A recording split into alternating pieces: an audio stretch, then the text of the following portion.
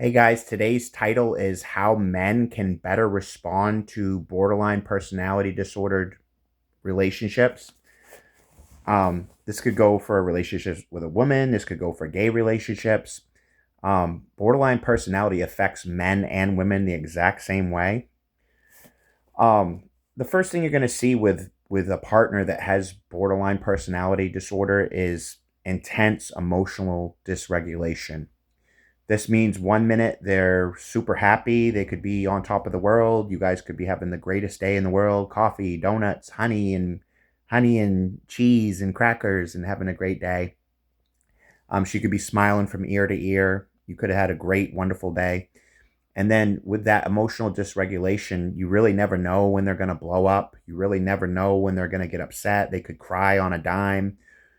They could yell on a dime. They could scream on a dime. You really don't know. That's that emotional dysregulation, which is such a large part of borderline personality disorder and leaves the boyfriend feeling deeply exhausted, leaves the girlfriend feeling deeply exhausted if because girls have relationships with men that have BPD as well. So this could go for women or men. As long as you have a partner that has BPD, this video is for you. It can leave the partners extremely exhausted. That's why it's so important for you men out there, for you ladies out there, if you have a boyfriend that has BPD, that you guys practice self-care. Self-care, so that's going for walks. I've had several borderline partners in the past, probably 5 or 6 partners in the past that had borderline personality disorder. And part of my strategy was that self-care. Like, for example, I'd hit the nature trails a lot. I'd go for a lot of walks. I'd leave the house and go for walks. That's that self-care, managing your stress in a healthy way. You know, you're not going to manage it by drinking alcohol.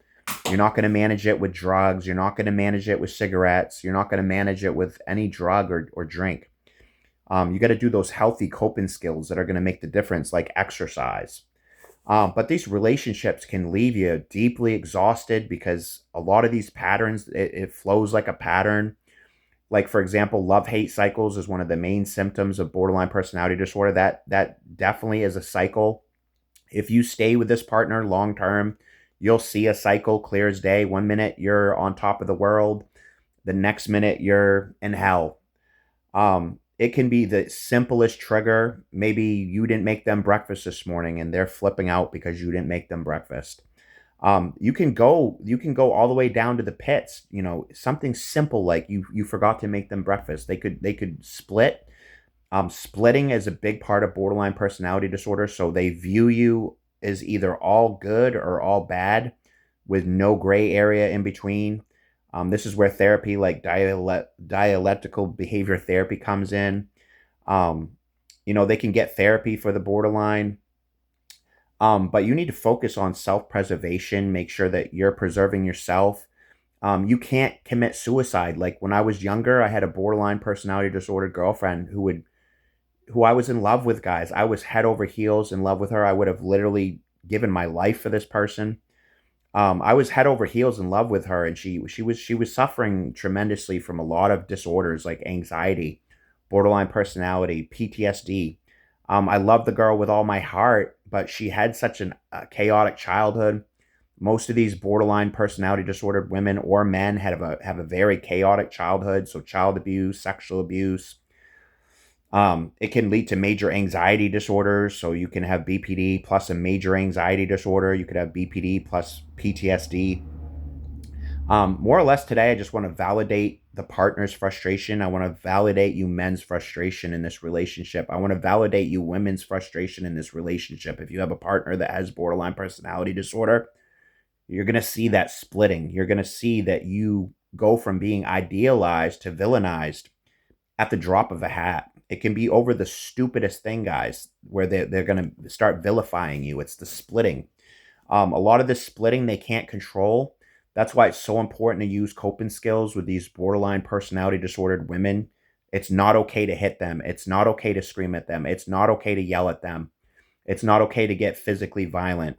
You need to remove yourself from the situation. If you feel like hitting somebody, you need to remove yourself from that building. You need to remove yourself from that environment, and you need to go get yourself a coffee. Go get yourself a coffee. Go on a hiking trail. Use your coping skills to keep yourself safe. There's a lot of mental exhaustion, mental fatigue that goes along with this. That's why boundary setting is so important. You need to make a list of what your personal boundaries are. Physical abuse can be a red line. Emotional abuse can be a red line. Financial exploitation can be a red line. You have to set your own boundaries and enforce those boundaries appropriately. So constant emotional swings, you're going to see that with your borderline partner. They have constant emotional swings. So they're going to go from being super happy. The next minute, they might be yelling at you, kicking you out of the house. Um, if they grab onto you or something, just get your shoes on. Don't hit them. Don't push them. Don't push your borderline girlfriend back. I've seen guys go to jail when they were attacked by their borderline girlfriend and push the girlfriend back. The borderline girl was attacking them. They push the borderline girlfriend back and go to jail over it, guys. You can get charged with domestic violence for pushing these women, pushing these men. They could call it mutual combat. Fear of abandonment is one of the main symptoms of borderline personality. So this girlfriend you have, this boyfriend you have, is constantly worried that you're going to leave them. Let's say tonight you're having supper, you guys are having pizza, you've had the greatest day today. You tell her tomorrow that you're going to visit your brother, you're going to have pizza. In her mind, she thinks you're not coming back. In her mind, she thinks you're going to abandon her. Fear of abandonment is a major, major trigger for a borderline individual. You said you're going out for pizza tomorrow with your brother. She was hoping to spend the day with you. That's going to trigger a fear of abandonment. Now she's yelling at you. Now she's screaming at you. Now she might be breaking up with you. She might be telling you that she's going to invite another guy over because you're going to be gone tomorrow. So she's going to invite another guy over. That's why it's so important, guys, to use your coping skills to keep yourself and everybody else safe. But being idealized, quickly back to being villainized is a pattern, guys, with borderline personality disorder. You're going to see that idealization pattern quickly go to them viewing you as the villain. And this is a pattern without treatment for borderline personality.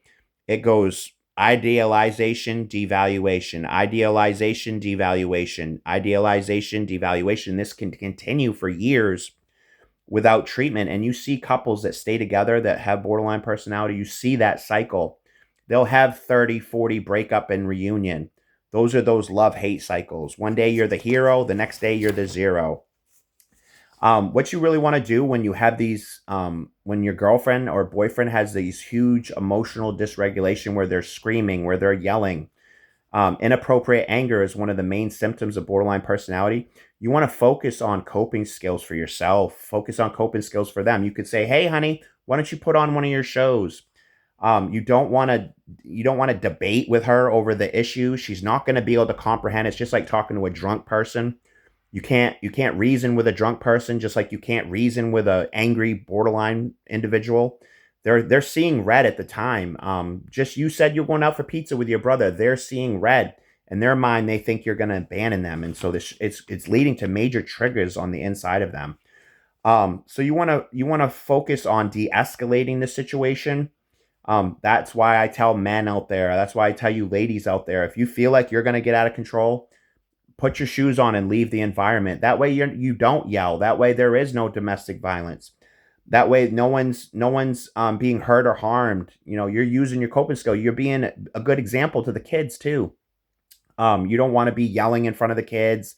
You don't want to be screaming in front of the kids. If she starts screaming and yelling at you, which will happen if you're with a borderline woman, she will blow up at you. She will scream at you.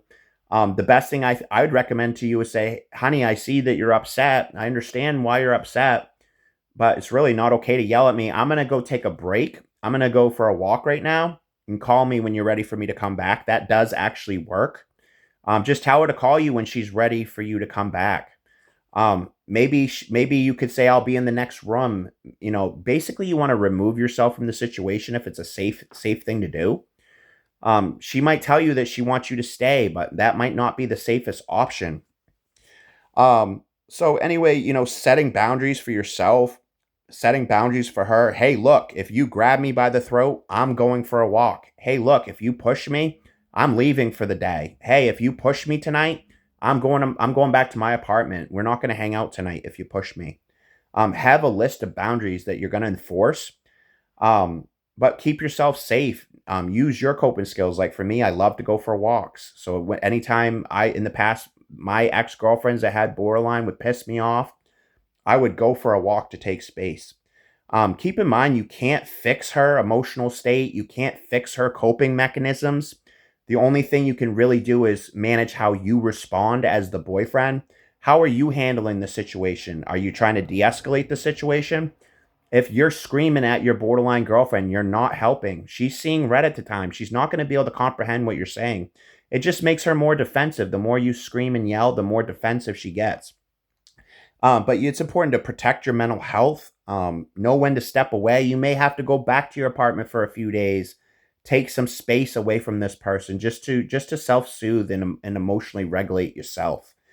Like I said, splitting is a big part of borderline. So the girl is going to literally idealize you as the boyfriend. If it's a guy, he's going to idealize you as the girlfriend. And then that can quickly, the slightest trigger, it could be a fear of abandonment. Now the person says they hate you. They're telling their friends that they hate you. I literally had a guy tell me, in regards to one of my old BPD girlfriends, she told me she hated you. That's because she was in a hate cycle. She was majorly borderline, and so she was in a hate cycle. That's why she told you that she hated me, because she was in a hate cycle. Then a couple months later, I'd get a phone call from her, and she'd want to come over and stay the weekend or something. So you see how you go from idealization to devaluation. It's a constant pattern that will not get better without therapy. The fears of abandonment are one of the main symptoms of borderline. So anything you do that triggers that fear of abandonment, she's going to flip out. That's why you need to self-soothe, use your coping skills, make a list of boundaries, set boundaries, and enforce boundaries. Hey, if you get in my face and you're screaming at me, I'm going for a walk. Hey, if you get in my face and scream at me, I'm going back to my apartment. You could tell her, hey, when you're ready for me to come back, call me. When you're ready to talk about this, call me. But you may need to remove yourself from the situation to keep everything safe. The emotional dysregulation is a big part of BPD. She's going to be happy one minute, screaming the next. Maybe she's kicking you out of the house. Maybe she is grabbing onto you. I was grabbed by the throat by a borderline girlfriend outside of my apartment building. She'd walk by in a hate cycle, she'd walk by my building. I'm not hanging out with you tonight. That night, she'd be knocking on my door. So you can see how it's just like a yo-yo. That valuing you, devaluing you is like a yo-yo. It will continue. But the important part as the partner, as the boyfriend, as the girlfriend of a guy with BPD or a lesbian relationship is knowing when to step away, knowing when to use your coping skills, keep everybody safe. There's no excuse for domestic violence. There's no excuse to yell at your girlfriend.